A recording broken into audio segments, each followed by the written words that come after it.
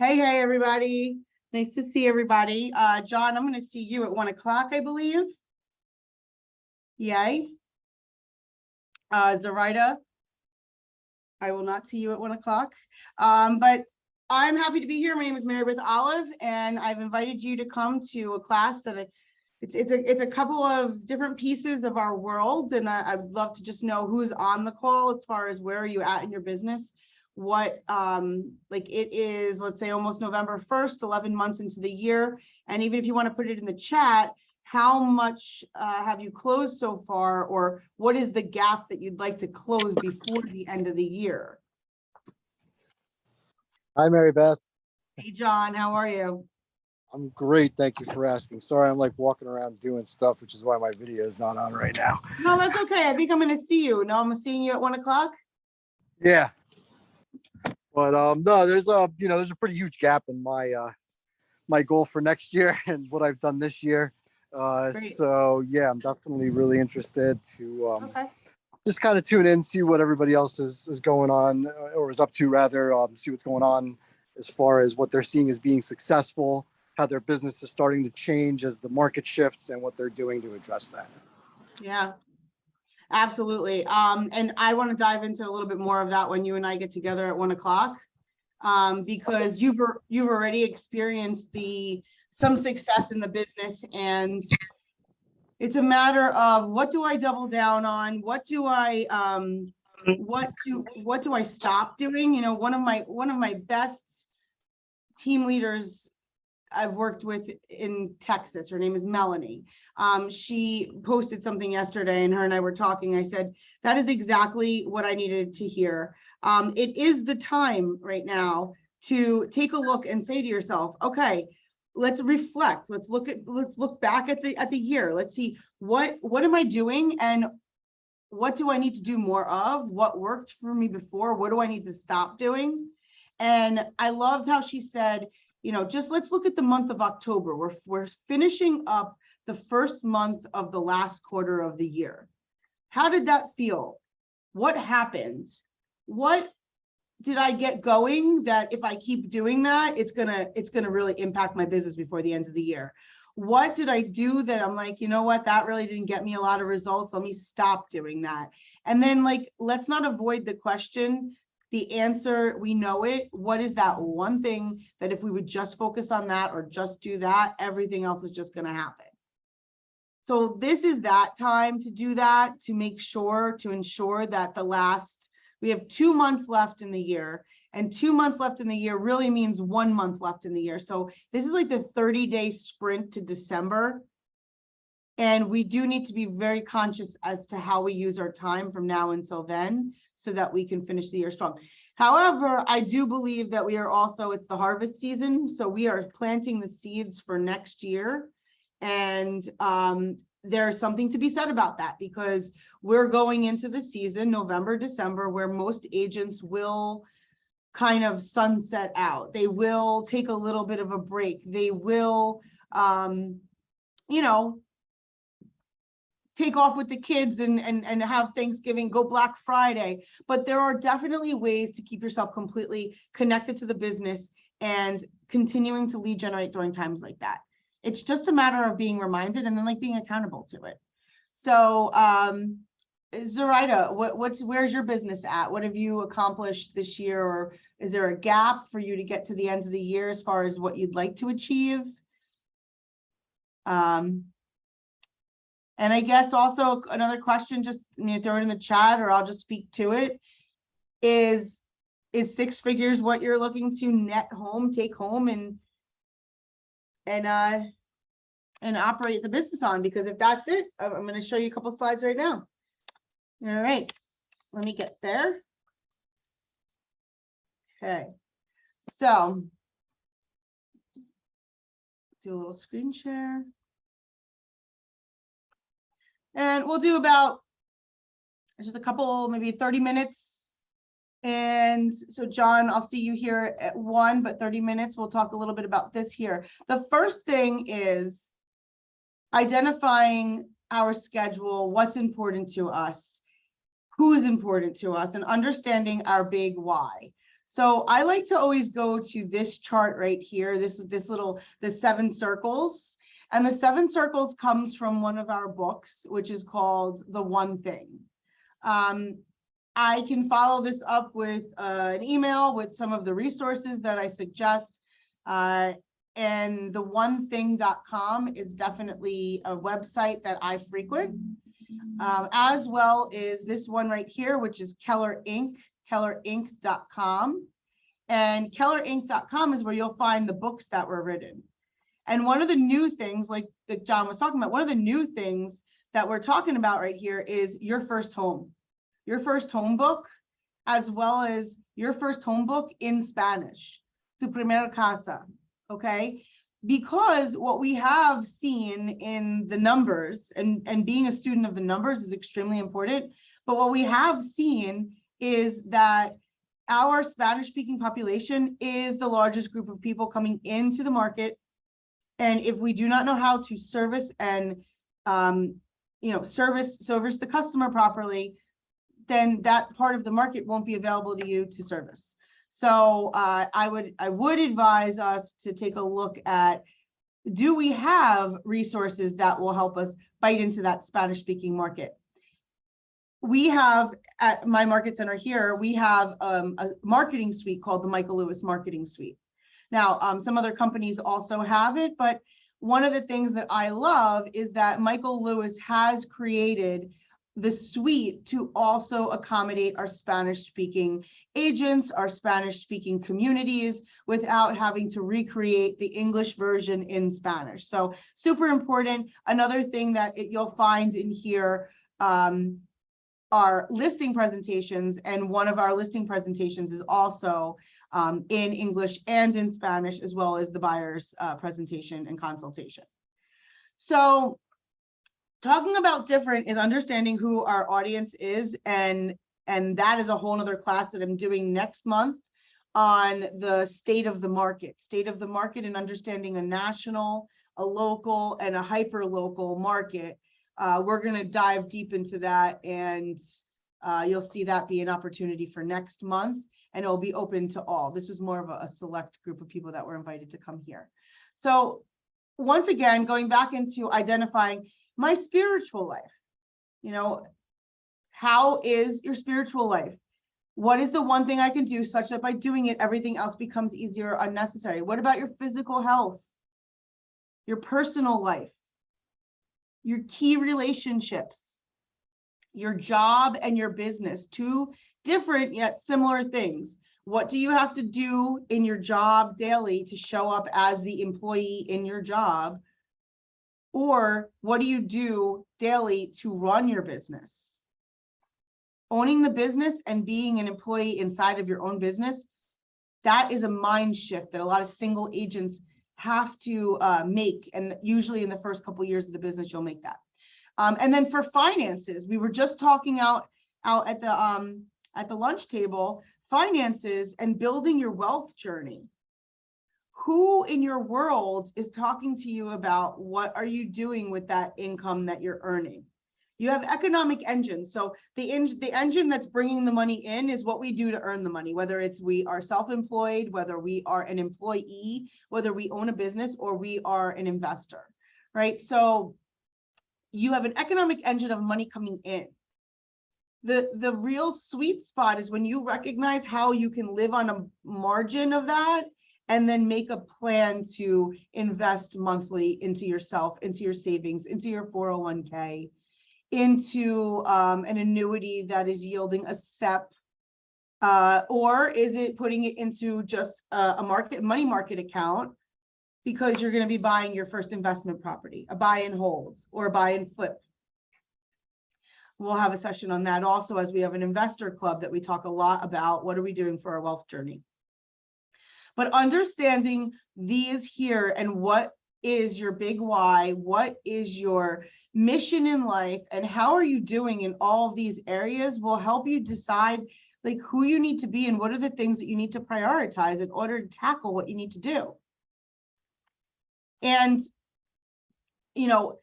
to have a simple roadmap of where you're going The goal we're talking about is I want to bring six figures home to my household to enjoy, to spend, to bless others. That is the goal. That is the one goal. Well, we need to be smart goals, specific, measurable, attainable, repeatable, time-based. From those goals, what we can get are 3 priorities and then break it into 5 strategies. So this is a simple form that we use to help you stay accountable to what you're looking to achieve. Now, I joke around about this, but a lot of times you can make these for anything. You can make these for personal. A lot of times, if I've had a health goal, like let's say lose 20 pounds, lose 40 pounds, that is the goal. And then what are the 3 priorities? Well, it's going to be diet, calories in, calories out, and mindset. And then we could break down calories in. What could we do? So calories in, we could food prep. We could, clean the closets out. There's things that we can do so that the one goal is accomplished. So this is a little example of somebody that has put out that their goal would be to sign 12 new, well-priced residential listings. And this was an example from a few years ago, but it all is relevant. But 12 new well-priced listings. Now, I love that this agent wrote well-priced, because we are coming into a market that price absolutely matters. Yay, yay. And if our agents are not skilled to have the conversation that you need to have with that seller to show them to price ahead of the market, you can be sitting with a stale listing, which doesn't do good for the reputation, doesn't do good for the seller, doesn't do good for your relationship or your referrals that would come from that seller. So some people would argue and say, well, a listing's a listing, right? No, a listing is not a listing. A listing, a well-priced listing, is a great listing. An overpriced listing is going to cost you way more than you really are understanding it's costing you. So in this agent's example, they broke down the 3 different ways, the 3 priorities. So for sale by owners and expireds, seller appointment activities, and mastering the language of sales is a self-mastery activity. So we don't think about those things, but when we actually put it out there, we're like, well, yeah, that's really important. Here's another one: to proactively make 100 unique contacts every work week for the rest of the year. Now, 100 unique contacts every work week means 20 contacts a day. Well, if we work for 3 hours of contacting, you're definitely going to hit that number. And then I would question to say, how can you hit that number in 1 hour? How can you hit that number in 2 hours? What are the things that you can do to create inbound calls, to create a little FOMO of working with you? So what we like to call a MOFR, a message, oh my gosh, an offer for immediate response, right? So an offer for immediate response is something to say, well, contact us today to get put into a drawing that we're going to be having for this amazing makeover or this amazing staging if you're a home seller. We're giving it away, but you have to call in on this day to get entered into it. So that would be a unique way to get those people to be calling you. And so those are some different strategies as well. So when we look at saying, I want to make $100,000, there's 2 things that have to come into play. We have 4 models in the business. So what we look at is we have the economic model and the lead generation model. Those 2 models are 100%, they are important to understand and how they work in the business. So economic model, I want to make $100,000. How many appointments do I need to go on? How many sellers do I need to meet with? What is my conversion ratio? Down to how many people do I need to be talking to the lead generation model of what does that conversation need to sound like? How often? What types of method or message? Then you earn the right to even talk about budget model and organizational model. Budget model is important. And yet, while we are talking about building the business to 100,000, there's not much there's not many expenses that you need to budget for. Some very simple, basic expenses. What happens is when you grow and it goes beyond that, you then need to think about where you're spending your money. So knowing your numbers is extremely important. Appointments that you've gone on, listings that you've taken, closings that you've had, profit that you've created. And so what the economic model does for you is it breaks it down very simply. How much gross revenue do you want to see come from sellers? How much gross revenue from buyers? We factor in what is your average commission that you take? What is the average price point that you go after? What is the chance that you're going to sell the listing or the buyer once it goes into contract? So like how many of your deals fall apart? And then the last part is, well, how many appointments do you need to go on to take that one listing? Are you somebody that needs to go on 3 appointments to take the one listing, 2 appointments to take the one listing? If you went on 10 listing appointments, how many sellers would you walk away with a signed listing agreement with? So those are the kind of skill-based classes that you may say, I need to take this or I need to take that because my conversion ratio is not great here. I'm going to give you one place that I know that we could all be a bit better and we could all make more money very easily. Commission. When you sit at the table with a seller, and I'm telling you guys, I have a shift class coming up November 11th. It's in person. It's in Rutherford. I'll have my assistant Dex and Jason send out the information to everybody that was invited. It's in person. We're covering the shift. It's a full day 9 to 3 workshop. But one of the things that's going to happen in this normalization of the market, you're going to have sellers challenge your value. You're going to have sellers question your commission. Now, here's what is going to ultimately happen. 2 things. Well, 3 actually. One is you're going to cave in, say, okay, you know what, that seller, they just wanted me to do it for, half of what I normally charge. I had to take it. That's one thing.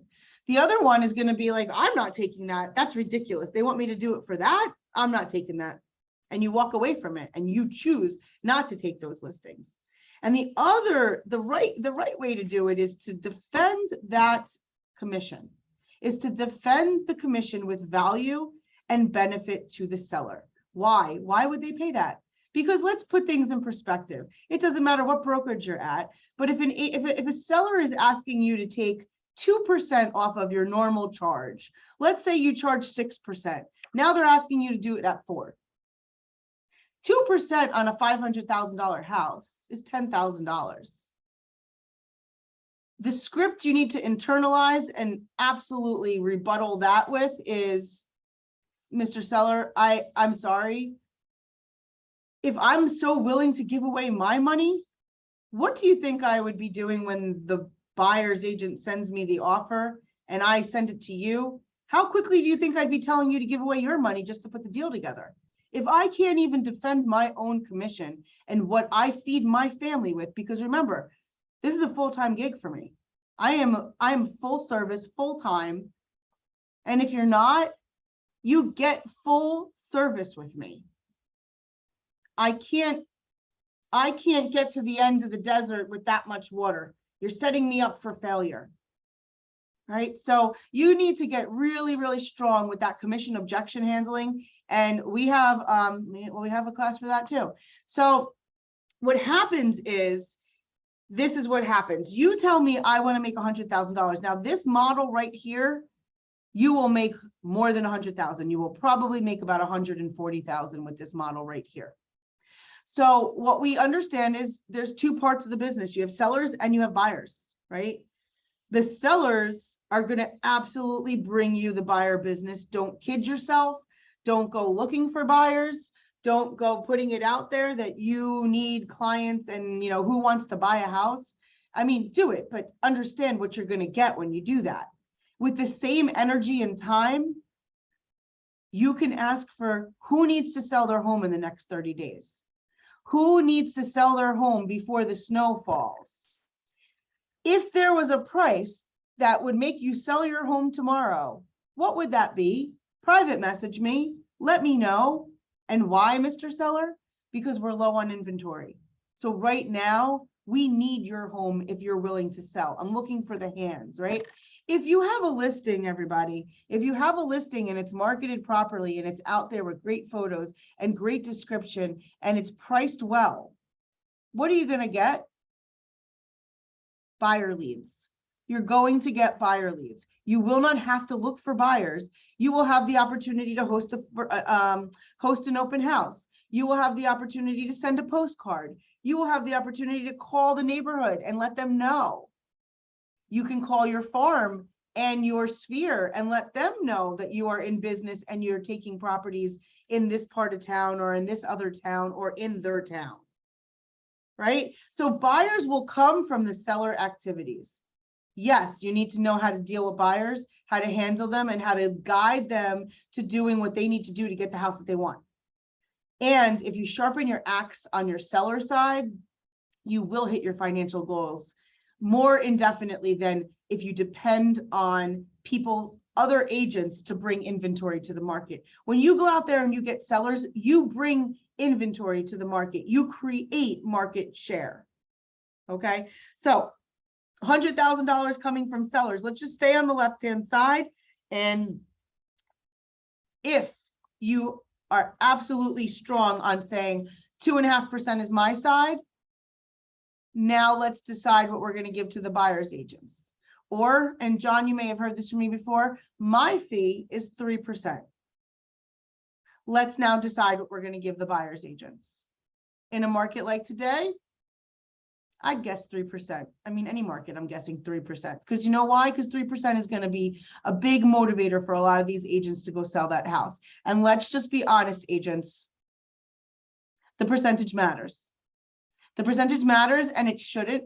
And when you're a listing agent, you realize that the percentage matters. You dangle a 3.5% out there for buyer's agents, and you watch the swarm of people trying to sell that house. So, does commission matter, Mr. Seller? Yes, it does. It's actually a tool that we use to attract the right buyer's agents and buyers to your home. So if we just do the math on the left-hand side, guys, $100,000, if you're earning that by taking 2.5%, then you need to close on $4 million of seller sold volume. Now, if your average sales price was $1 million, you'd only need to sell 4. In this model, if your average sale price is $500,000, you'll need to sell 8. 8 sellers sold in 1 year does not sound too crazy to me. And then we get into this sweet spot of, well, what's your conversion ratio? You know, Zoraida, if you go and take a listings, what's the chances that it's going to close? John, you go to a listing appointment, what's the chances that you're going to get that signed? And so this is an internal, I'm not asking you to tell me what that answer is, but this is an internal question. Some of you may say, well, I don't go on a lot of listing appointments, so I get all of them. You're not going on enough. Some of you may say, I haven't gone on a listing appointment in a while, I'm not even sure. Some of you may say, oh, well, I get only maybe 3 out of the last 6. Okay, well, your number's 50%. So you get to put your own number in this model, and one-on-one appointment with me would help you clarify it, I'm sure.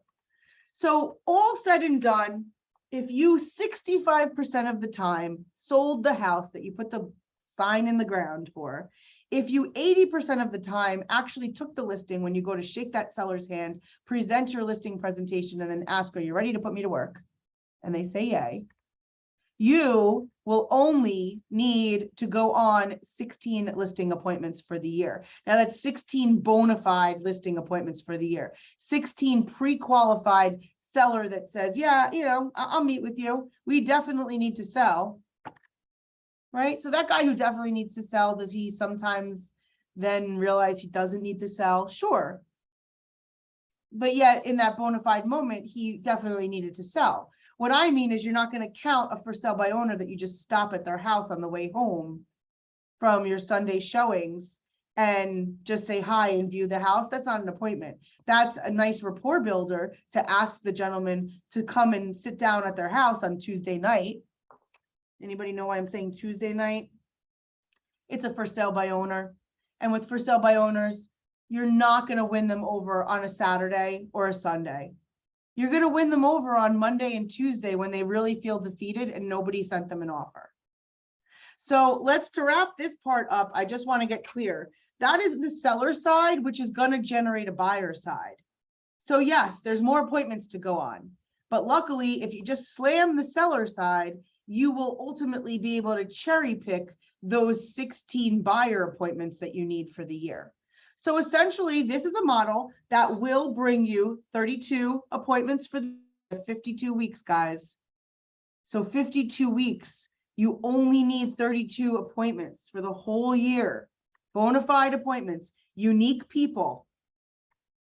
Okay, in order to close 16 transactions to generate 200,000 in GCI. Okay, 16 transactions closed just by going on 16 listing appointments a year to close 200,000 in GCI. Now, depending on what company you're at or what your model is or what your cap is, that will be a different net to you in your pocket. But I would assume at a 200,000 GCI, everybody on this call would be taking home more than $100,000. And in most cases, it's going to be more like $140,000, $150,000. So something else to think about, and I'm going to leave you with one more lesson for 5 minutes, is how many listings are you carrying at one time? So this is an activity I love to go over one at a time with you is, well, if I wanted to close 10 transactions and realize the last one we just came off of was 16 transactions. But if I were to close 10 transactions in a year with the fallout, with the percentage of my deals that are listings, with the average day on market, here's how many listings I need to carry, active listings, not under contract, active listings I need to carry at all times would be 2.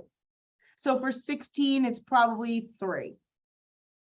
So for everybody on the call, you should know that 3 listings is what you typically are going to need to carry. So when one goes under contract, you got to replace it.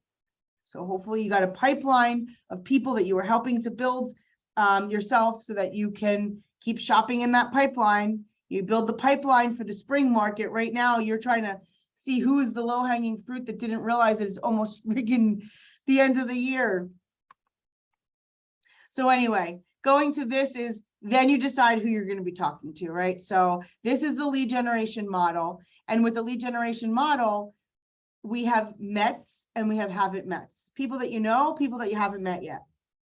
So at the core of the business are people that love you, rave about you, raving fans. I think about my dad, who next week he'll be gone 11 years, but I think about my dad and I think about how anybody he saw, met, or he would tell about his daughter. He would give a business card. I actually made him a business card that called him my field manager because he would go out and put my signs out. But why? Because every time he'd be putting signs out, people would ask him, oh, is that house for sale? And he would say, hey, call my daughter. Who are you? Oh, I'm their field manager. He was a core advocate, constantly getting me business. My mom, my sister, my husband, my best friends, my mother-in-law. Those are people that are your core advocates.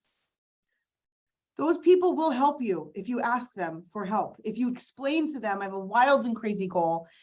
I am going to make $200,000 next year. Can I count on you for one referral? Can I count on you for a referral? How do I give you a referral? What would be a great referral for you, Jenny? Oh, well, I'm building, a great referral for me. I have my coffee shop.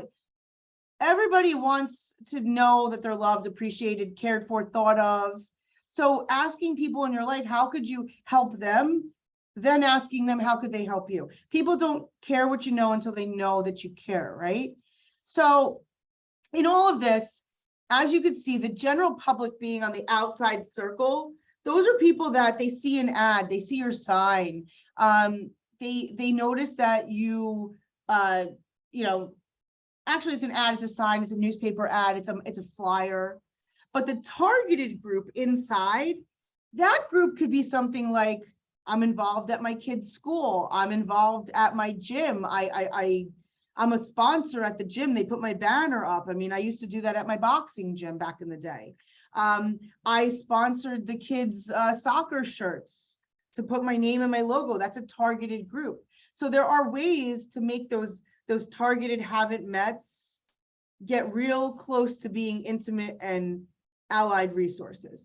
So why do you want to do that? Because you have a better conversion ratio for people that you do know than people that you don't know. We have to get the people that we don't know to know us to then work the program. Why don't we just start with the people that we know? Right? We're always like, well, I don't want to call them. I don't want to bother them. I don't want them to think I'm annoying.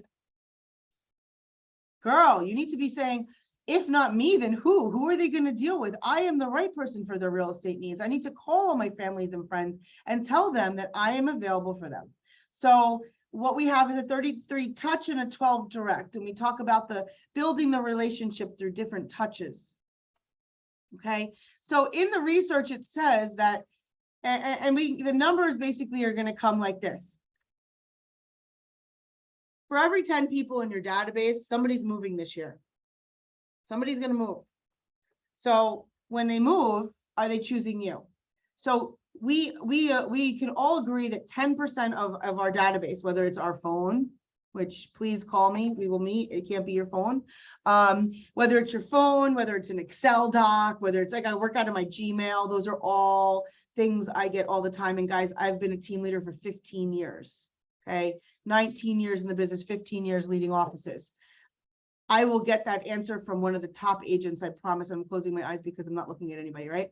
So I will get that answer from a top agent that they don't really have their database organized. They're working out of their Gmail account, kind of piecemeal. They got a MailChimp, they got a Constant Contact. You need to work out of a database that puts people on a systematic drip, whether it's for us, it is Command. I think Top Producer is still out there. Number One Expert still out there. Boomtown, Follow Up Boss. There's all sorts of products that are out there that will help leverage you. And if you're not at that level, your Gmail and your iPhone are amazing tools that can leverage you. Did you know that you can actually set scheduled text messages from your phone so that you can go ahead and set a day where you're sending texts and they're going to go out randomly through the week? Did you know that you could have templated emails inside of your Gmail account? So those are different ways that you can stay organized, that you're going to send the same email to every seller that's a follow-up. Well, create the templated email in your Gmail account. So every time you talk to a seller, you say, all right, great, I'm going to send you a follow-up email. It's just that email. Why recreate the wheel? Busyness does not mean business. So just a few last things, because this is just a little bit of a taste of what I love to do is, here is a way to kind of stay focused on your 30, 60, 90. And the things that you need to do in your first 30, your next 60, the 90. And it may be that it's just the reset of the year. What do I need to do in this first quarter to make it awesome? Your big why is super important. If you don't know why you do things or why or what you're working towards, you'll get real lost in this business. I've had moments, and we all have. So let's talk about that. My big why is to instill hope, purpose, and empower in people. Hope, purpose, and empower. I actually have a nonprofit, and that's actually what it stands for. Hope, purpose, and empowerment. It's a Sheltered Hearts. It is who I am. I show up that way in my life. I show up that way in my church. I show up that way in my work. So let's identify what is the big why, and it will change. It will change. It's not the same at 44 that it was at 26. And so right here, if I said, look, we're going to do that. This is another calculator. I'd be happy to send this to everybody as well. If I said I want to do 200,000 in gross income, and I say it's going to be an average of 600,000, the market I work in, and my commission, you know what, Mary Beth, I'm not so strong. I cave in a little bit. My average is 2.25. Guess what? You're gonna have to go on 17 appointments. All right. So this is a little calculator that gives you that. And then the 135 is built in to break down your priorities. And then my last tool, which I absolutely love, is a 411. And this is to help you break down 4 weeks of 1 year, 1 month. So this is a tool that helps us stay accountable to what are the yearly goals for business and personal? What are the monthly goals that we need to do in the month of November to make sure that the goals for the end of the year are hit? Because November is not going to look the same as January. And then week 1 of November, what does that look like compared to next week I roll in? And guess what? I got a whole bunch of stuff accomplished. So week 2 looks different than I thought. It's just a very big moving, schedule planner for yourself. And here's one of the hacks. We say, don't open your email inbox until after you update your 411. You earn the right to open your inbox once you've chipped away at your weekly tasks. Does your real 20% live in your email inbox anyway? I mean, that's where we get lost all the time, far away from hamburgers concept. So, all right, I'm going to encourage you guys, block your calendar, make time for yourself, but also make time for the important things. Your calendar and your 411 can work together. And 3 things to block on your calendar: your time off, the most important goals, and your time planning. We have a 1 thing workshop that I also will be hosting, because there are ways to chunk down your calendar. Not everybody's calendar looks the same. Somebody's early morning with kids looks very different than somebody's early morning without kids. Afternoon pickup, if you have kids, looks very different than no kids. Somebody who's part-time or has multiple businesses, the schedule may look different. So we talk about what that could look like as far as what is early morning mindset, motivation, me time, lead generation in the next block, appointments in the next block. And then we need time for working on the business as well as time to think. So one of the things I love is that individuals with written goals are more likely to succeed, but written goals and accountability are doubly more likely to succeed. So what I encourage you, and to leave you with this, is I'd be happy, John, I think, John, you're coming in at 1. Zoraida, I'd be happy to meet privately and talk about goals and business and see how these tools could be customized to you. And so I invite you, Dex, Jason, we'll go ahead and follow up with Zoraida and John to see if they'd like to get on my schedule, either to meet at a coffee shop or in my office, or just do a Zoom and we can work their own private goal setting. And I could share some other things too that I've learned along the way, especially in a market like now. And John, to your point about what are some of the things that are doing differently, we have an amazing event that is happening November 8th.